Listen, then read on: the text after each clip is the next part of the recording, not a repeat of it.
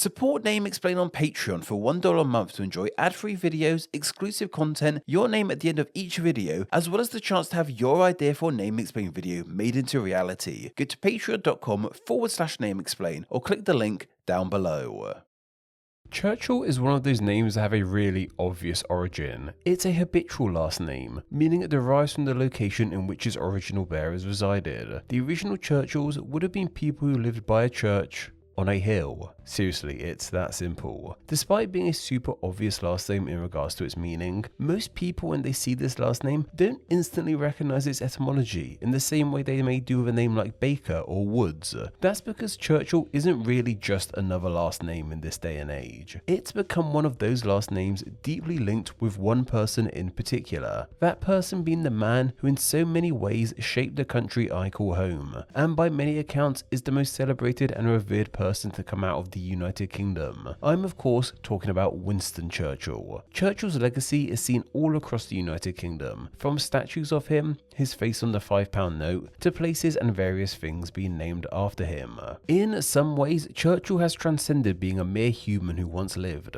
He's become an icon for the UK, a collection of ideas, achievements, quotes, and a signature look. This happens all too often with famous people throughout history, and one of the key issues with this iconization of a person is that it can become all too easy to forget they were a real human. And that is the case when it comes to Churchill. Despite being a larger-than-life figure and the man who led the United Kingdom through the Second World War to victory, Churchill was still just a simple human like the rest of us. While beloved by so many, he had many ideas and views which all too often get overlooked in this day and age, from his opinions on race and other religions to some of his political shortcomings. Churchill was far from the perfect icon of the UK many like to portray him as, and beyond all of this he was a father, a husband, a brother, and a son.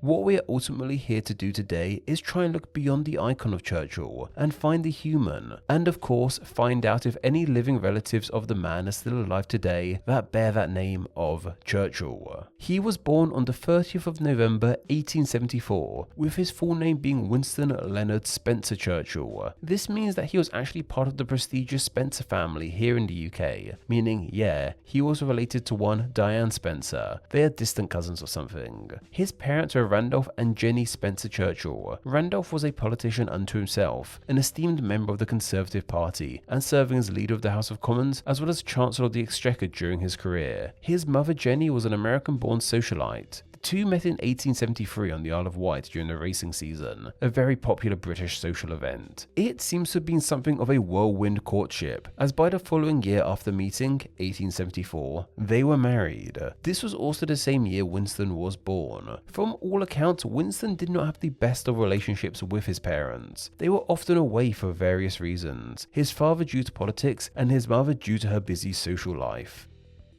This meant that as a child, Winston spent very little time with his family. Some sources claim he didn't even eat a meal with them until he was in his teens. This led to the young Winston idolizing his long absent parents, striving for their affection and approval. He was not an only child, however, as in 1880, they had another son named John Strange Spencer Churchill. Yeah, Strange really was his middle name, though he was more commonly known as just Jack Churchill. Jack seems to have lived a much less flamboyant life than his older brother, but the two seemingly got along. Jack would actually live with his brother in 10 Downing Street for a time, after his house was destroyed in the Blitz. Churchill doesn't have the upbringing you may expect from someone from his background. Most these kinds of people end up going the academic route, and while he was educated at Harrow, a popular private school, he did so badly in examinations that he actually skipped university entirely, and instead went to military school. After his schooling, he travelled all across the British Empire, working as a soldier and a journalist, writing about his experiences in India, which was still under British rule, as well as covering the Boer War in South Africa. It was only after all of this he entered politics, becoming a Conservative MP like his father, and throughout his political career switching from them to the Liberals and back again.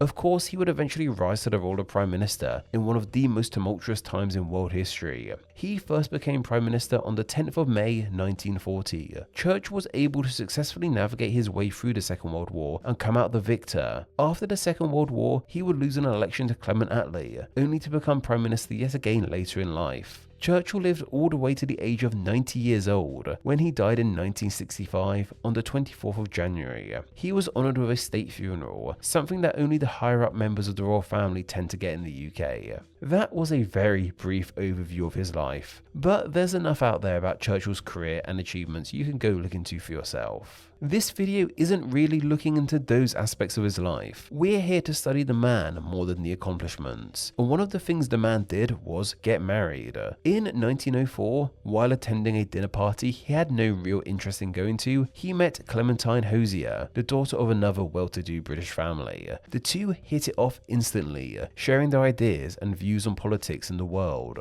Winston wanted a woman who could share his interests, and Clementine wanted a man not like the well-to-do snobs she grew up with. They were a match made in heaven. They married 4 years later in 1908. Together, the two of them had 5 children, those being Diana, born in 1909, Randolph, born in 1911, Sarah, born in 1914, Marigold, born in 1918, and Mary, born in 1922. While they had 5 children, only 4 reached adulthood. Their second youngest, Marigold, died in 1921 at just under 3 years old. This of course devastated Winston and Clementine.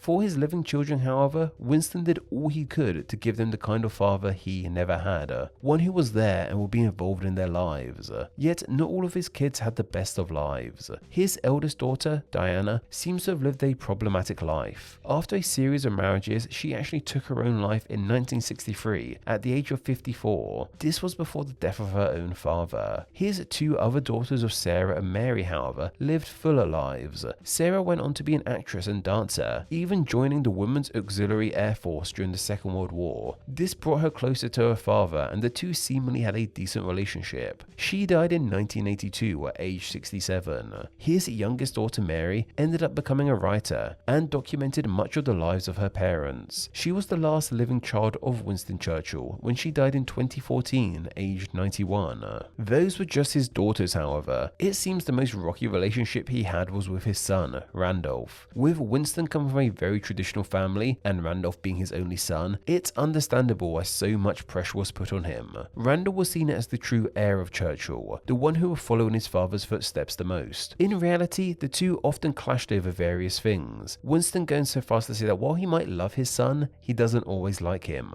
Despite their differences, Randolph still strived to be admired by his father, in the same way Winston did with his dad. Randolph tried to become a member of parliament multiple times, but failed, even with the backing of his legendary father. He eventually became a columnist and was even given permission by his dad to be his official biographer later in his life. Randolph, however, would die just a few years after his dad in 1968 at the age of just 57. While all his children may no longer be with us, they went on to have kids of their own, meaning there's still hope we could find a living Churchill. Between his 4 children, Winston was blessed with 10 grandkids, and from some accounts he was much better at being a grandfather than an actual father, spending summers with the grandkids and playing in the swimming pool with them.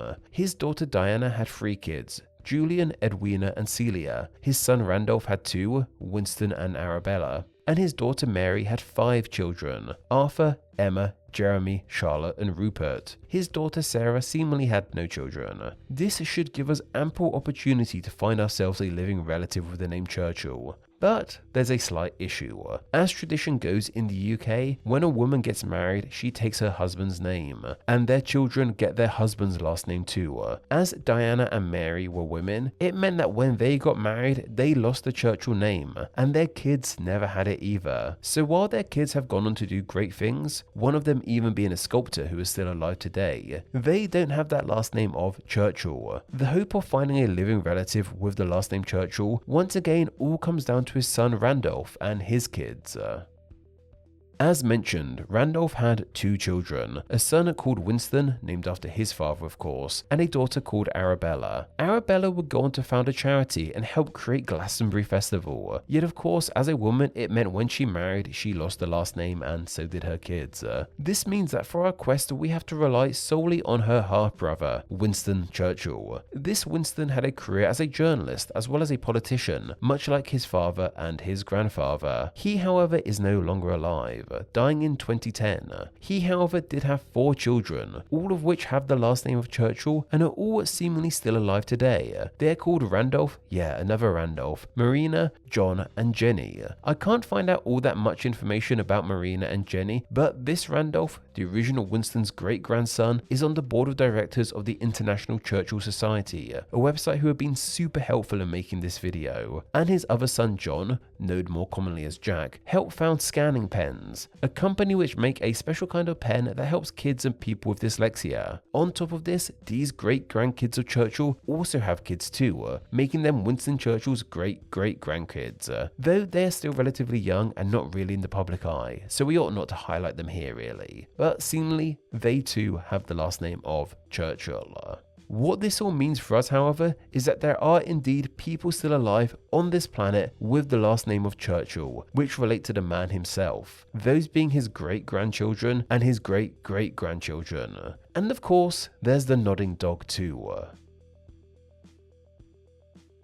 Name Explained depends on viewers like yourself supporting the channel financially on Patreon, so a huge thank you to everyone who does. Donating just $1 a month helps the channel amazingly and gets you bonuses including ad-free videos, exclusive content, the power to request ideas to be made into actual Name Explain videos, and your name at the end of the video with all these awesome people. Visit patreon.com/Name Explain or click the link down below to find out how you too can support the channel. Thank you.